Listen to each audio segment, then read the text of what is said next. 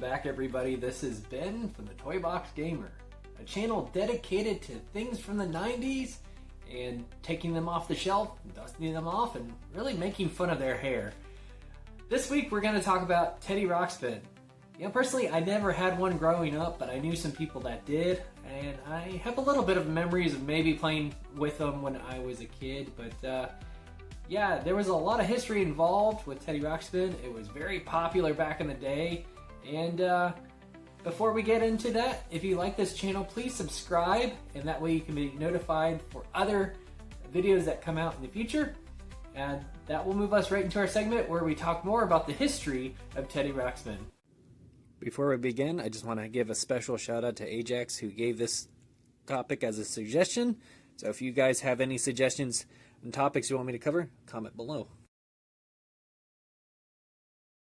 Mullets were high, shoulder pads were wider than your future, and personal computers were still the size of small refrigerators. Into this vibrant, hair-sprayed landscape, Walter Teddy Ruxpin, brought to us by the brilliant and perhaps slightly unhinged minds of the Alchemy II, and then later Worlds of Wonder. Their goal? To create a truly interactive storytelling experience. And boy, did they. Teddy Ruxpin wasn't just a pull-string toy. He had a cassette tape in his back. A cassette tape! Yeah!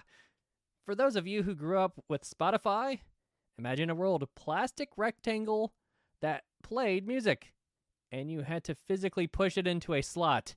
It was cutting-edge technology, my people. You pop in a special story tape, and Teddy would magically, well, he'd move his mouth and blink his eyes and sync with the story. It was like magic for kids, except you know the magic of a very tiny motors and a cleverly designed audio track. And the stories. Oh, the stories. They were, wholesome. Let's be honest, sometimes a little bit sleepy. Often would put you to sleep. Teddy Ruxpin and his best friend Grubby, a worm, because why not, would embark adventures to find treasures, make new friends, and teach valuable lessons about sharing it. But here's the kicker, folks. This was one more than just a bear with a boombox in his butt. Teddy Ruxpin was a sensation, a genuine, full-blown, stampede-inducing phenomenon. In 1985, he was the best-selling toy of the year. The next year, also the best-selling toy of the year. Kids demanded Teddy. Parents fought for Teddy. And it was like the Cabbage Patch Kids craze, but the less crying and more animatronic whispering. Why was he so popular? Well, for one, the novelty factor was through the roof. No one had seen anything quite like it. It felt like the future. A future where bears could read you bedtime stories. Secondly, he was marketed brilliantly. The commercials made him seem like a beloved member of the family, not just a toy. He was your confidant, your storyteller, your slightly too slowly speaking companion.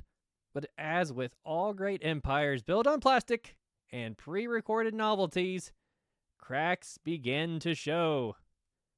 See, Teddy Ruxpin had a few quirks.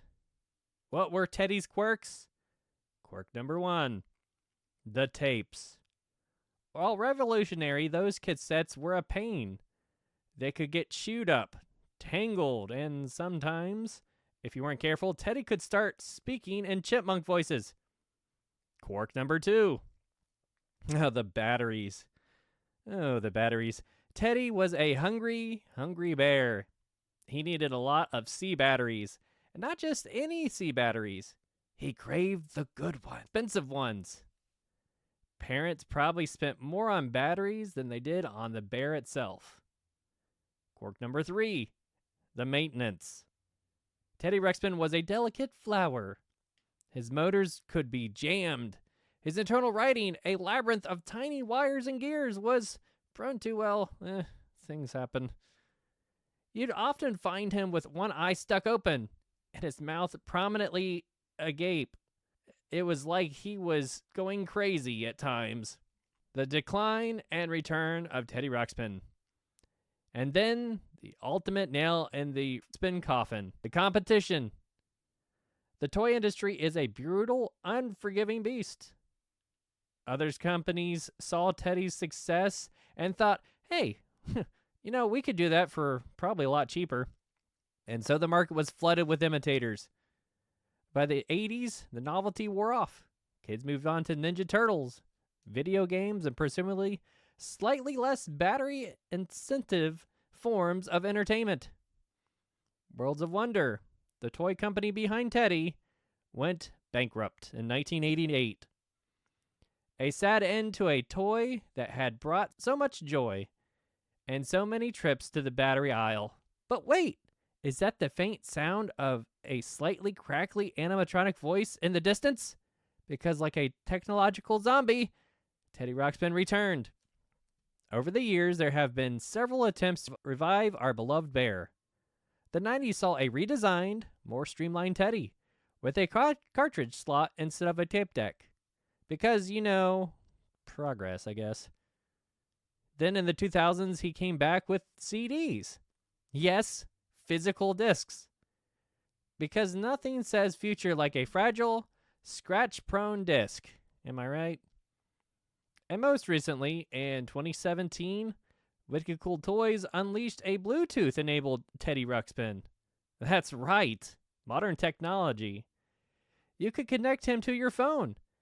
He had LED eyes that could show over 40 different expressions. He was less of a storytelling bear and more of a, a highly advanced, slightly creepy plush.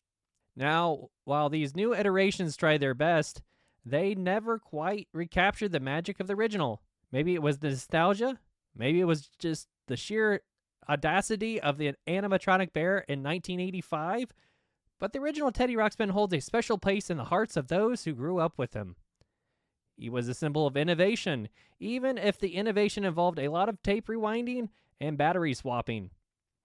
He was a glimpse into a future where our toys could talk to us, tell us stories, and perhaps stubbornly drain our parents' wallets.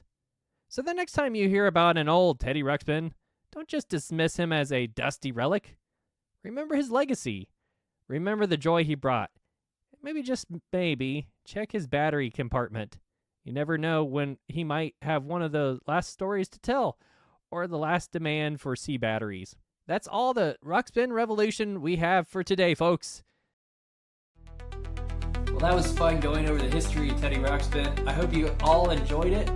So, again, leave a like in the comment, subscribe to my channel if you could, and what other toys do you want me to cover? Feel free to comment below. But until the next time, stay nostalgic.